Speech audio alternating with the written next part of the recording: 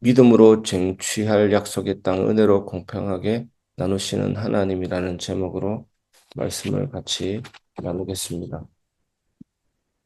오늘 우리가 함께 나눌 말씀은 마침내 끝이 난 제2차 인구조사의 최종 총계와 앞으로 들어가게 될 가나안 땅을 어떻게 나눌 것인지에 대한 하나님의 명령, 하나님의 말씀입니다. 광야 38년이라는 세월을 지나고 마침내 결과가 나왔습니다. 오늘 본문 51절을 보니 가나안 땅 바로 앞에서 계수된 이스라엘의 총 인구는 60만 1730명이었습니다. 시내산에서 처음 조사했을 때는 1차 인구 조사는 60만 3550명이었습니다. 비교해 보면 불과 1820명 밖에 줄어들지 않은 숫자입니다. 인간의 눈으로 보면 어떻게 보이겠습니까? 제자리 걸음이네. 이런 말이 나올 수도 있습니다. 하지만 그 험악한 광야에서 물과 양식의 위협을 겪고 원망과 불순종으로 인해 가네스 바네아에서 하나님의 엄중한 심판을 받아 출애굽 1세대가 모조리 광야에서 엎드러져 죽었던 비극적인 역사를 생각하면 이 숫자는 기적 그 자체입니다. 아브라함에게 네 자손을 하늘의 별과 같이 많게 하겠다 하셨던 하나님의 약속이 여전히 유효하며 하나님이 그들을 눈동자처럼 보존하셨다는 증거입니다. 이제 하나님의 그 언약을 붙잡고 행진한 믿음의 이 세대들을 향해 약속의 땅을 분배하라고 명령하십니다. 오늘 이 아침 인구조사 총계와 토지 분배 법칙 속에 담긴 하나님의 놀라운 은혜를 함께 묵상해 보고자 합니다. 첫 번째, 우리의 불순종과 실패 속에서도 하나님의 신실한 약속은 단 1%도 실패하지 않고 기어이 성취됩니다. 51절입니다. 출애굽 1세대는 불신앙과 원망으로 가득 차 우리는 가나안 땅에 들어가지 못하고 이 광야에서 다 죽을 것이라고 통곡했습니다. 가나안 땅을 정탐했을 때 거대한 성읍과 장대한 사람들을 보게 된 것입니다. 거인들을 보게 된 것입니다. 키가 3m에서 4m. 우리는 메뚜기 같다라고 통곡하고 다 죽을 거라고 통곡했지만 그런 불신앙과 원망, 완벽한 파멸을 고하던 듯 부러지셨지만 실제로 갈렙과 여호수아는 어땠습니까? 저들은 우리 먹이다. 문제를 크게 본 것이 아니고 문제를 작게 본 것이 아니고 하나님이 얼마나 크신지를 고백한 것입니다. 그래서 갈렙과 여호수아를 제외한 20세 이상의 성인 남성은 광야에서 단 한 명도 살아남지 못하고 죽었습니다. 가문이 통째로 끊어지고 민족이 소멸할 것 같은 위기였습니다.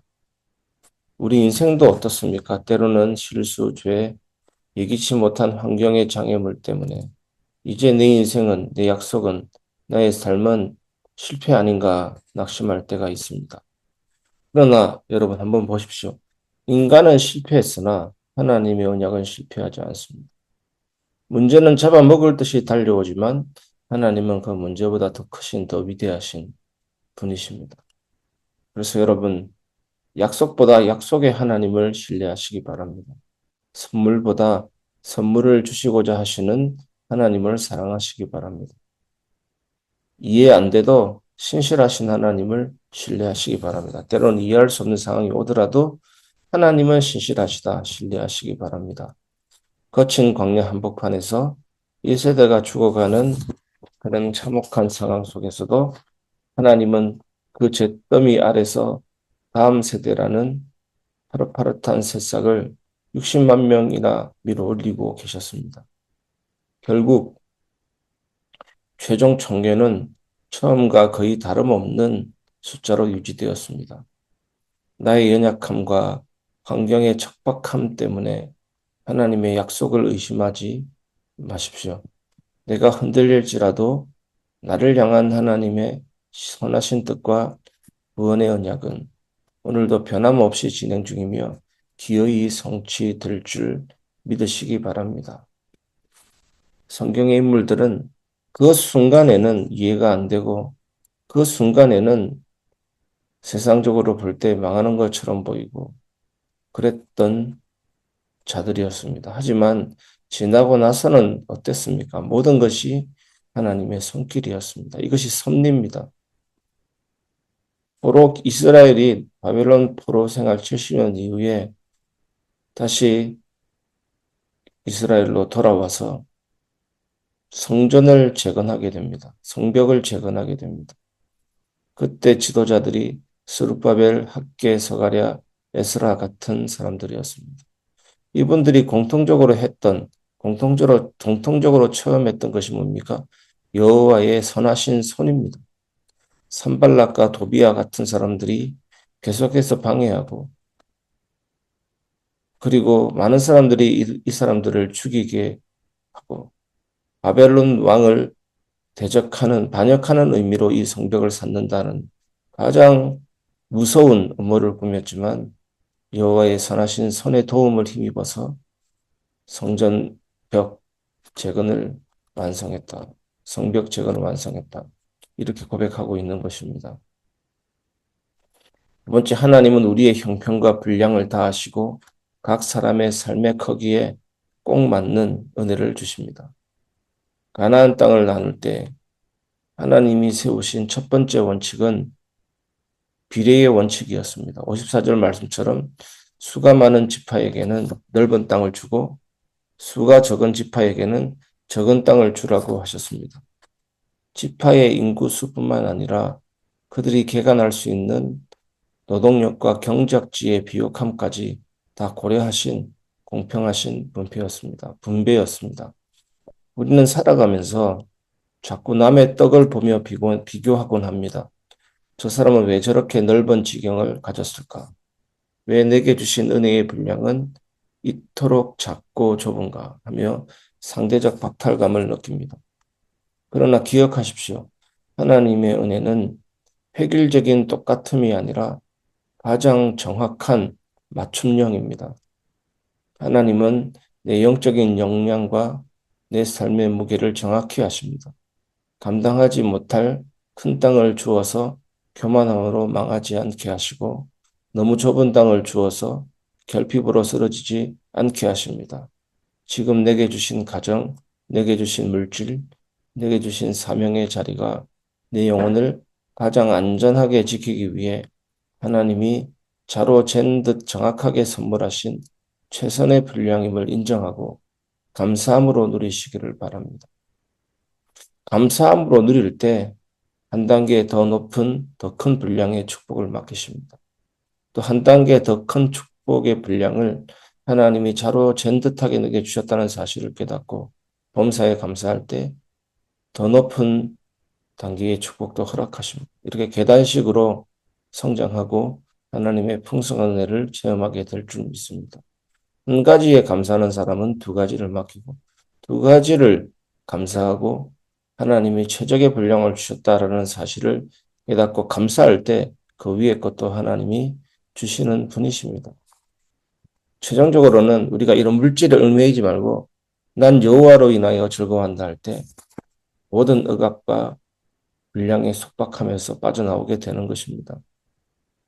세 번째, 인간의 계산과 욕심을 내려놓고 주권에 순종할 때 이 땅의 모든 비교와 갈등은 멈추고 평안이 임합니다. 땅을 분배하는 두 번째 원칙은 제비뽑기였습니다. 인구가 많고 적음에 따라 평수의 크기는 정해졌지만 어느 쪽 지역, 어느 땅을 가질 것인가 위치를 정할 때는 철저히 제비뽑기를 하라고 하셨습니다. 그 당시 제비뽑기는 인간의 잔머리와 정치적 불평등을 배제하고 오직 하나님의 주권적 결정에 100% 순종하겠다는 믿음의 고백이었습니다.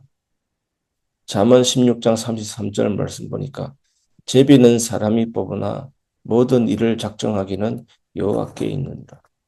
제비 뽑는 것은 우연처럼 보입니다. 엄청난 확률의 좁은 바늘 구멍처럼 보입니다. 하지만 그것을 작정하기는 여호와께 있느니라.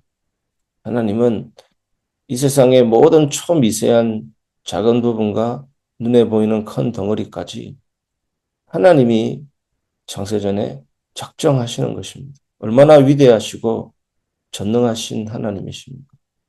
작정하신 것, 미리 계획하시고 미리 정해놓은 대로 제비도 이루어지는 겁니다.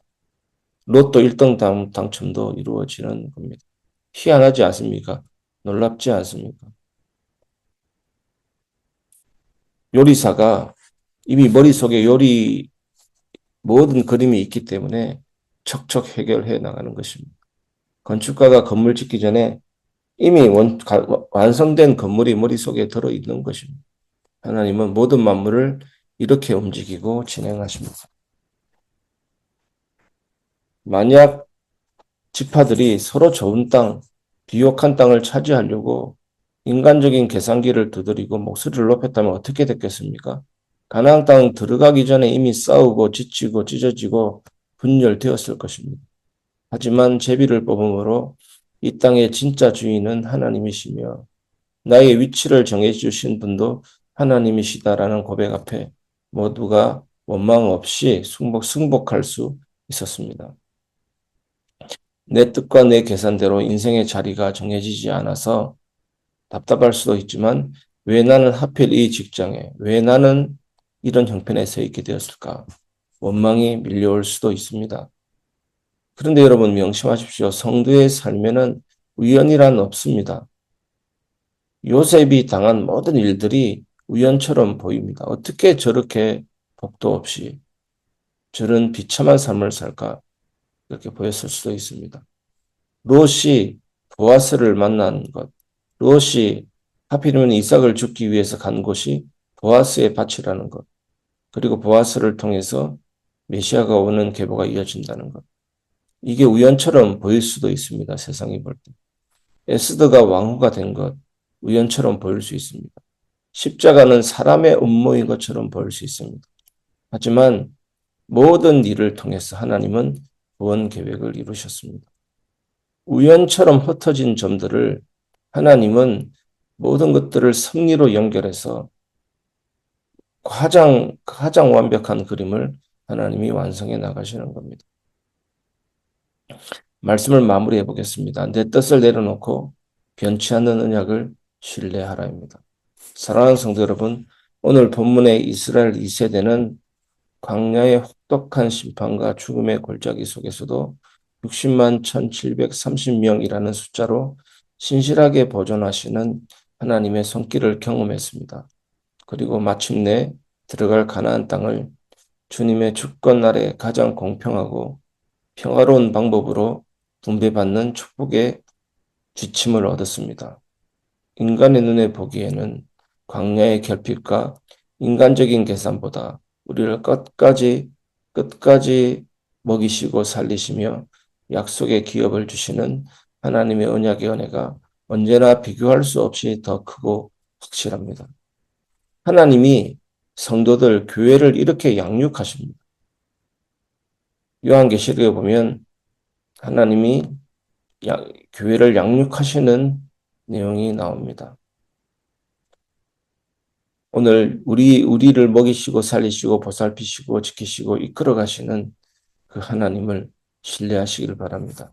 오늘 하루 내 삶의 현장으로 나아갈 때 내 뜻과 계산대로 상황이 풀리지 않는다고 조급해하던 마음, 남들과 내 처지를 비교하며 불평하던 모든 인간적인 염려를 십자가 앞에 완전히 내려놓으시기를 주님의 이름으로 축원합니다. 나를 흔드는 세상의 서열과 환경의 장벽에 마음 빼앗기지 마시고 우리의 이름을 생명책에 기록하시고 끝까지 신실하게 책임지시는 하나님의 언약만을 온전히 신뢰하시기를 주 예수님의 이름으로 축복합니다.